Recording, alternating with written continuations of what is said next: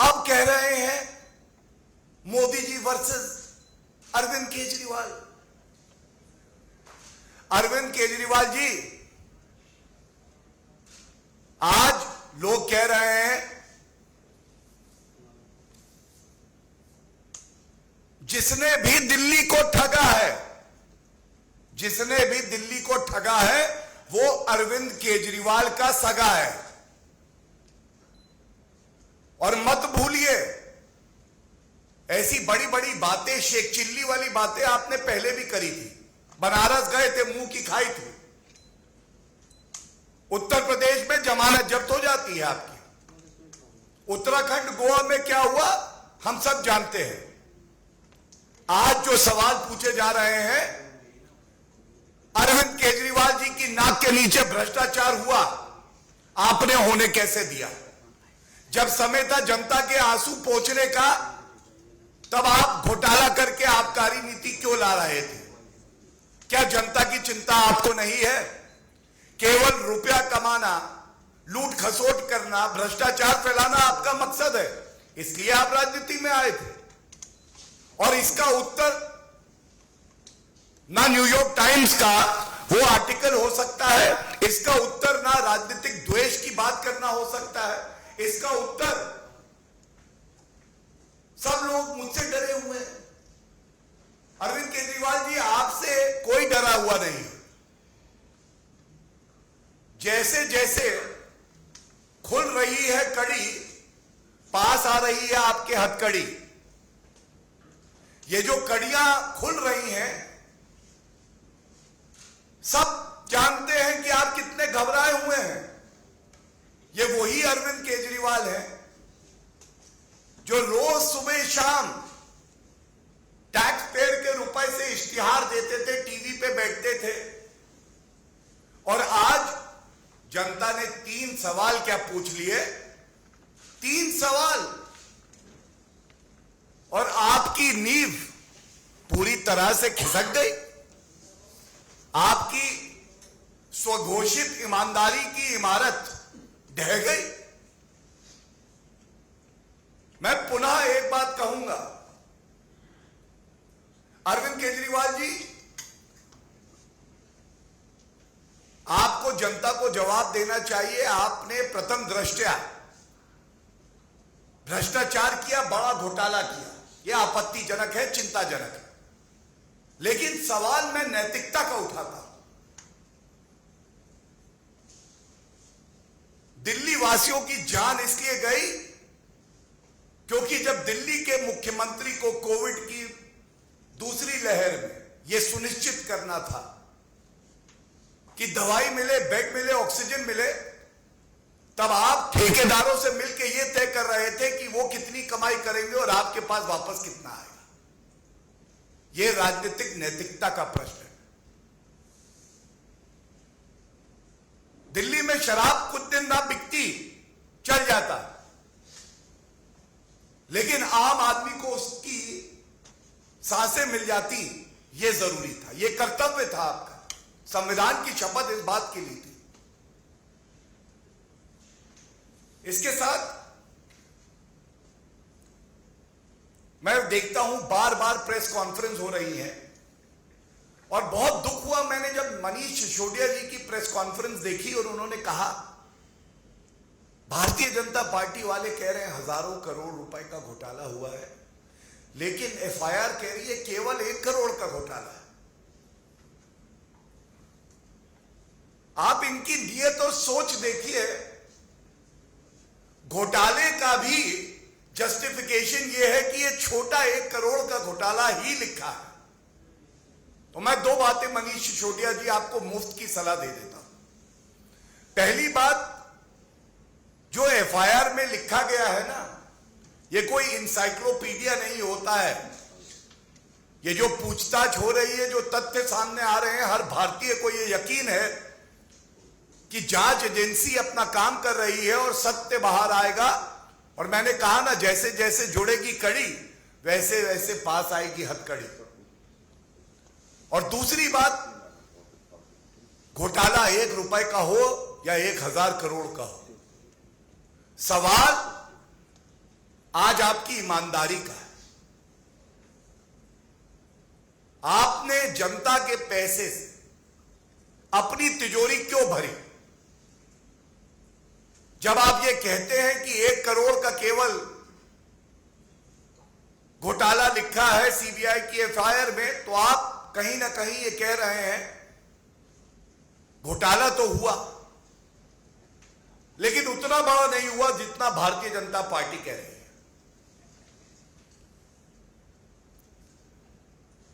और राजनीति में ईमानदारी, विश्वसनीयता यह आधारशिला है जो रिश्ता एक नेता का जनता के साथ होता है, जिसका उदाहरण आदरणीय प्रधानमंत्री श्री नरेंद्र मोदी जी हैं, हमारी पार्टी के राष्ट्रीय अध्यक्ष श्री जेपी नड्डा जी। आपने उस विश्वसनीयता को तोड़ा है, इसलिए यह सवाल पूछे जा रहे हैं। और इस मंच का सदुपयोग करते हुए आदित्य गुप्ता जी भी यहां हैं, संजय जी भी यहां पे हैं, हरीश जी भी हैं, मैं चुनौती देता हूं अरविंद केजरीवाल जी, अगर आप में थोड़ी सी नैतिकता बची है, 24 घंटे के अंदर, 24 घंटे के अंदर, यह समय बहुत है एक ईमानदार के लिए, आप केवल यह बताइए कि अगर आपने घोटाला नहीं किया तो आबकारी नीति वापस क्यों ली? 144 करोड़ की छूट आपने क्यों दी, जिससे कि सरकार के कोष को घाटा हुआ? 30 करोड़ का जुर्माना आपने माफ क्यों किया? और अगर आप, जैसा आप कहते हैं, कट्टर ईमानदार हूं और यह राजनीतिक द्वेष का मामला है, न्यायालय जाइए, न्यूयॉर्क टाइम्स नहीं, न्यायालय जाइए, मामला रद्द कराइए। हम भी सराहेंगे कि हमने जो आरोप लगाए उनमें सत्यता नहीं थी, यह मादा हम में है। और अरविंद केजरीवाल जी, आप अपना मॉडल बताते हैं, मैं एक बात जरूर कहूंगा, आज अरविंद केजरीवाल मॉडल का मतलब है आईएसआई मार्क की गारंटी से ज्यादा बड़ी गारंटी अरविंद केजरीवाल की करप्शन गारंटी, अरविंद केजरीवाल की करप्शन गारंटी। आया हूं तो कुछ तो घोटाला करके जाऊंगा। 2 प्रदेशों में सरकार, 2 स्वास्थ्य मंत्री, दोनों भ्रष्टाचारी, दोनों भ्रष्टाचार के आरोप में जेल गए। 100% करप्शन। और ये चाहते हैं जनता इनको मौका दे, जनता इंतजार कर रही है। आप जनता के बीच में जाइए, आपका सुपड़ा साफ हो जाएगा। पैरों के नीचे आपके जमीन नहीं है। गजब यह है, फिर भी आपको यकीन नहीं। और इस बात पे इनके दोहरे मापदंड को उजागर करके मैं अपनी बात को खत्म करूंगा। यही अरविंद केजरीवाल, पंजाब के स्वास्थ्य मंत्री की शिकायत आती है, कहते हैं हमारे पास शिकायत आई है, और शिकायत आई है तो मैंने तुरंत स्वास्थ्य मंत्री को हटा दिया। सतेंद्र जैन, जिसको आपने कट्टर ईमानदार कहा था, वो 3 महीने से जेल में है, 3 महीने से। और आज ये कहना गलत नहीं होगा कि कट्टर बेईमान अगर कोई है तो वो आम आदमी पार्टी के अरविंद केजरीवाल, सतेंद्र जैन और मनीष सिसोदिया है। और अगर पंजाब का स्वास्थ्य मंत्री आपने हटाया ये कह के कि शिकायत आई है, सतेंद्र जैन को आज तक क्यों नहीं हटाया? मनीष सिसोदिया, जो आज सीबीआई की जांच चल रही है, तो वो इस्तीफा क्यों नहीं दे रहे? ये दिखाता है ये घोटाला जो है ये रुकता नहीं केवल मनीष सिसोदिया उर्फ एक्यूज्ड नंबर 1 पर, यह घोटाला जाता है भ्रष्टाचारी नंबर 1 अरविंद केजरीवाल के दरवाजे तक। और सीबीआई हो या कोई भी जांच एजेंसी हो, ये टीवी पे आकर दलील देना बंद करिए। एक बात जान लीजिए, कोई भ्रष्टाचारी होगा तो बख्शा नहीं जाएगा। कानून से ऊपर कोई नहीं है और अरविंद केजरीवाल जी आप भी कानून से ऊपर नहीं है। गलत अगर किया है तो अब आपके दिन जो बचे हैं वो गिनती के बचे हैं। धन्यवाद। होगा माननीय आदेश गुप्ता जी से कि आपको संबोधित करें। धन्यवाद संजय जी। सभी पत्रकार मित्रों को मेरा नमस्कार। आजाद भारत में, स्वतंत्र भारत में पहली बार ये देखा गया है कि वही शिक्षा मंत्री हैं और वही शराब मंत्री हैं। शिक्षा मंत्री भी वही हैं, शराब मंत्री भी वही हैं।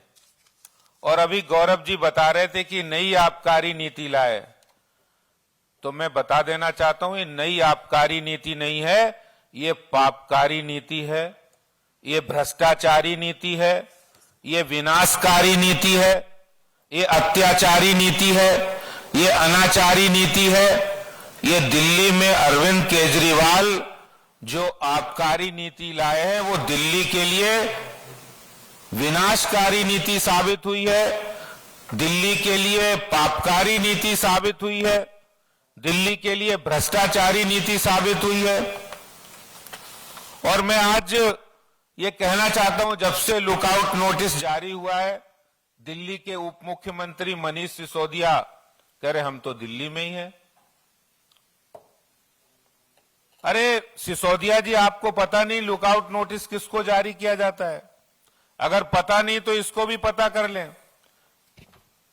ये साफ लिखा है, दरअसल लुकआउट सर्कुलर, लुकआउट नोटिस भी कहा जाता है। ये एक सर्कुलर होता है जिसे एजेंसी के अधिकारियों द्वारा ये सुनिश्चित करने के लिए जारी किया जाता है कि आपराधिक मामले, आपराधिक क्रिमिनल कॉन्स्पिरेसी में जो नामित शख्स है वो देश छोड़कर भाग ना जाए। इसका सीधा अर्थ है circular note, lookout circular, lookout notice Sisodia ji उनको जारी होता है जिन्होंने क्रिमिनल कॉन्स्पिरेसी की है, जिन्होंने भ्रष्टाचार किया है, जिन्होंने दिल्ली को ठगा है, जिन्होंने दिल्ली की माता बहनों परिवारों को उजाड़ा है, जिन्होंने दिल्ली के अंदर युवाओं को शराब के नशे में ढकेला है। ऐसे लोगों को लुकआउट नोटिस जारी किया जाता है। सिसोदिया जी, ऐसे लोगों को ग्रीटिंग कार्ड नहीं दिए जाते। आप सोच रहे ग्रीटिंग कार्ड मिलेगा? आपने दिल्ली के अंदर रिहायशी इलाकों में ठेके खुलवा दिए, शराब माफिया को 144 करोड़ माफ कर दिए, 30 करोड़ माफ कर दिए, उनका कमीशन हजारों करोड़ बढ़ा दिया, 2.5% से 12% कर दिया, और आप ये कह रहे कि आपको लुकआउट नोटिस नहीं, आपको ग्रीटिंग कार्ड मिलना चाहिए। अरे अरविंद केजरीवाल जी, मैं बताना चाहता हूं, अरविंद केजरीवाल यही अरविंद केजरीवाल है। देखिए स्वराज पुस्तक है, और इस स्वराज पुस्तक में, इस पुस्तक का लेखक अरविंद केजरीवाल हैं। ये लिखा है, ये किताब व्यवस्था परिवर्तन और भ्रष्टाचार के खिलाफ। और देखिए इसी स्वराज पुस्तक के एक पेज में लिखा है कि अगर कोई शराब की दुकान खोलने के लिए आएगा तो हम उसको मंजूरी नहीं देंगे। अगर किसी भी रिहायशी इलाके में कहीं शराब का नया ठेका खोला जाएगा तो उससे पहले महिला संगठन और वहां के लोगों से बातचीत करेंगे। लेकिन ये केजरीवाल जो 7 साल पहले स्वराज पुस्तक में लिखते हैं, जो 1 साल पहले विधानसभा में कह रहे हैं कि भ्रष्टाचारी करने वाले देश के गद्दार हैं, तो अरविंद केजरीवाल जी, ये वक्त आ गया है कि भ्रष्टाचारी जो गद्दार हैं देश के, उन गद्दारों को अपने मंत्रिमंडल से बाहर का रास्ता दिखाइए। आम आदमी पार्टी से बाहर का रास्ता दिखाइए भ्रष्टाचारियों को। जो गद्दार हैं, ये देश के गद्दार जिसको आप खुद कह रहे हैं, उनको बाहर का रास्ता दिखाइए। पूरी उम्मीद है कि आप इस पर कोई सुनवाई नहीं करेंगे। क्यों नहीं करेंगे? क्योंकि आपके भी हाथ पूरी तरह उसमें रंगे हुए भ्रष्टाचार में, भ्रष्टाचार के में दलदल में आप भी फंसे हुए हैं। किंगपिन है आप, सरगना है अरविंद केजरीवाल इस पूरी भ्रष्टाचार, शराब के लिए जो भ्रष्टाचार किया दिल्ली के अंदर, जो शराब माफियाओं के सहयोग, उनके साथ नरम बर्ताव किया है और उनको तमाम रियायतें दी हैं। यही सिसोदिया जी कह रहे थे कि हम तो शराब की नई नीति इसलिए लाए हैं कि इससे हम शराब का इक्वल डिस्ट्रीब्यूशन करेंगे, लेकिन अफसोस के साथ कहना पड़ रहा है कि ये जो भ्रष्टाचारी लोग हैं, जब इनका पोल खुल गई है तो अब ये दूसरी दलीलें दे रहे हैं, दूसरी बातें कर रहे हैं। अरे मैं कहना चाहता हूं, तुम इधर उधर की बात मत करो, ये बताइए कि दिल्ली के राजस्व में डकैती डालने का, दिल्ली के राजस्व में चोरी करने का काम क्यों किया? ये पाप दिल्ली के लोगों की जो टैक्स की कमाई है, उस टैक्स की कमाई को शराब के माफियाओं को क्यों लुटाया गया? इसका जवाब जानना चाहती है दिल्ली की जनता, देश की जनता। इसलिए इस तरह की बातें करके गुमराह मत करो। आपकी पोल पूरी खुल चुकी है और जो भ्रष्टाचारी हैं अब उनका पोल खुल के उनकी जेल की दरवाजे तक जाने की बारी है। तो इसलिए जो जवाब आज भारतीय जनता पार्टी मांग रही है, जो जवाब दिल्ली की जनता मांग रही है, तुम इधर उधर की बातें मत करो, वो जवाब दीजिए कि आखिर शराब माफिया को आपने करोड़ों रुपए का फायदा क्यों पहुंचाया। बहुत बहुत धन्यवाद। मित्रों, एक एक करके हम प्रश्न लेंगे।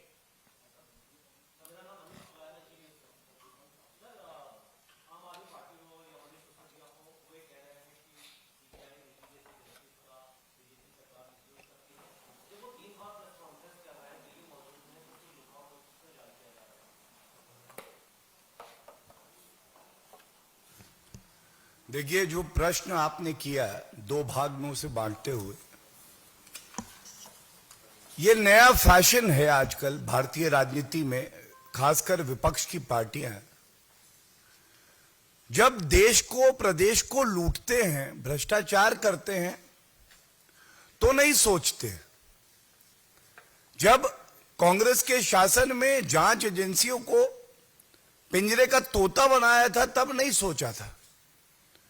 आज जब जांच एजेंसियां अपना काम करती हैं, भ्रष्टाचारियों को पकड़ती हैं, जनता का रुपया जो लूटा गया है वापस लाती हैं, तो कहा जाता है ये राजनीतिक द्वेष का मामला है। लेकिन ये सवाल जरूर पूछा जाना चाहिए अरविंद केजरीवाल, मनीष सिसोदिया, सोनिया गांधी, राहुल गांधी, रॉबर्ट वाड्रा, पी चिदम्बरम, कार्ति चिदम्बरम, आप लोग न्यायालय जाते हैं, वहां से ये मामले रद्द नहीं होते। ये जिस दिन एक फैसला सर्वोच्च न्यायालय या उच्च न्यायालय का दिखा देंगे कि ये न्यायालय ने कहा कि ये राजनीतिक द्वेष का मामला है, उसके बाद इनकी बात में कुछ वजन होगा। आज तो ये ओछी हल्की निंदनीय राजनीति कर रहा है और ये कहना गलत नहीं होगा। ये सवाल अपने आप में बड़ा गंभीर है जब आप कहते हैं कि वो यही हैं, लुकआउट नोटिस क्यों जारी किया? एक ईमानदार जांच एजेंसी ईडी को इडियट बुलाई है, सीबीआई अपना काम कर रही है कि कुछ भी हो जाए इन कट्टर बेईमानों को भागने नहीं देंगे। कानूनी प्रक्रिया के तहत लुकआउट नोटिस करती है। पूछा जाता है ये यहीं दिखाई दे रहे हैं, क्यों किया? क्योंकि कानून प्रक्रिया ये कहती है कि आप इस तरह से लुकआउट नोटिस जारी कर सकते हैं और इसलिए किया गया। यह न्याय संगत है, उचित है। और देश में यह बदलना चाहिए कि अपनी जांच एजेंसियों पे सवाल उठाने के बजाय वो माइक अरविंद केजरीवाल के सामने रख के पूछा जाए, ये बताओ घोटाला किया क्यों? ये बताओ, जनता का दुख जो तुम्हें हरना था, वो हरने की बजाय तुम करोड़ों का घोटाला क्यों कर रहे थे? कुंदन।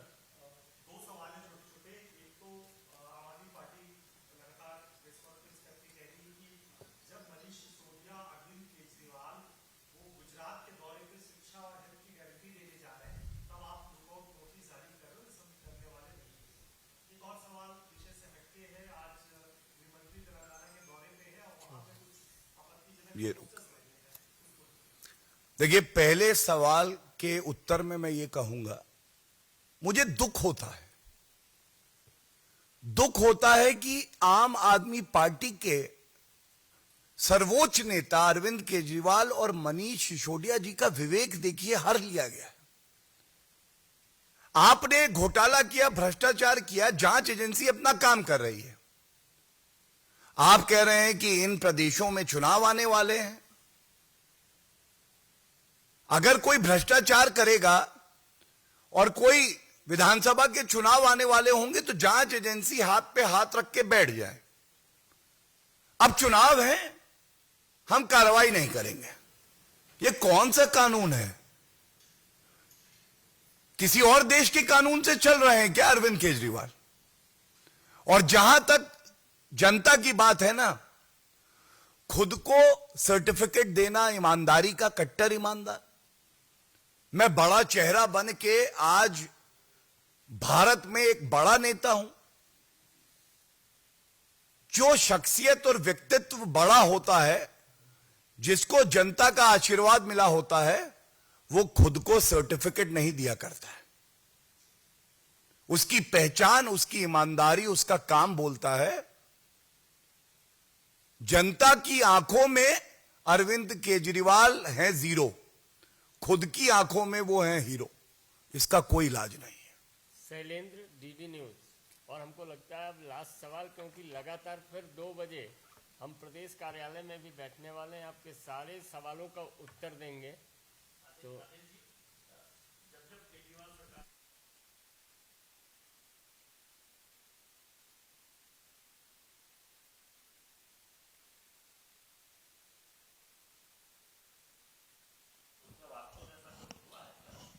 देखिए, मैं एक ही बात कहूंगा कि अभी जो हायर एजुकेशन में और स्किल डेवलपमेंट में उन्होंने एक पॉलिसी निकाली दिल्ली में, जिसमें बच्चों को मदद करने के लिए बात कही।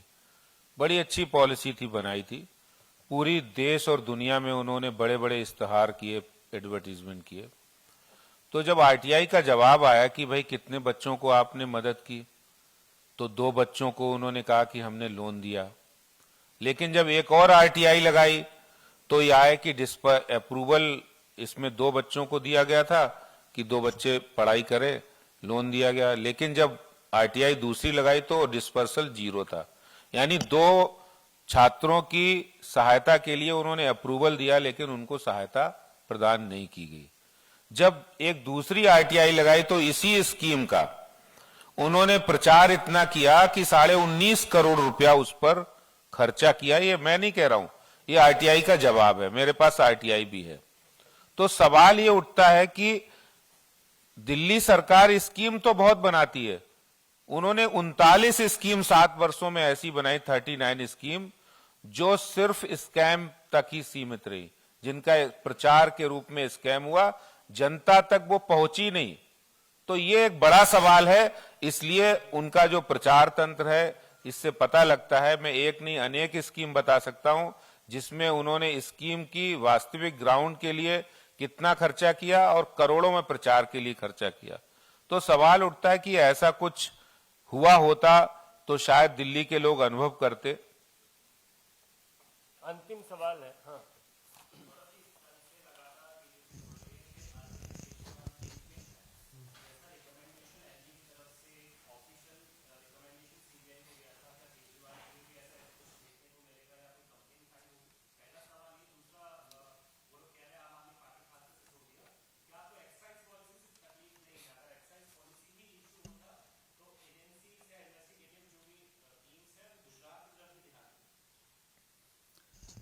देखिए, सबसे पहले तो सिद्धांत के तौर पे मैं एक बात करूंगा। अगर अरविंद केजरीवाल जी ने भ्रष्टाचार को बढ़ावा दिया है, जो प्रथम दृष्टया प्रतीत होता है, ये जांच एजेंसियां जो है ना, ये अब पिंजरे का तोता नहीं है। ये अपना कार्य करेंगे और कानून की नजरों में अरविंद केजरीवाल जी भी एक सामान्य नागरिक हैं। दूसरा जो आपने कहा, बार बार इसे चुनाव से जोड़ के ये जो वक्तव्य दे रहे हैं, जिस तरह की भ्रष्टाचारी निकम्मा मुख्यमंत्री होने की छवि अरविंद केजरीवाल जी की बन गई है, उनके लिए ये अच्छा है कि जब तक रिपोर्ट कार्ड उनका जनता दे ना दे, और जिस दिन ये रिपोर्ट कार्ड आएगा वो ये जान जाएंगे कि आजाद भारत की राजनीति में सबसे भ्रष्टाचारी नेता कोई है, जिसको सारे एफ मिले फेल, वो अरविंद केजरीवाल ही है।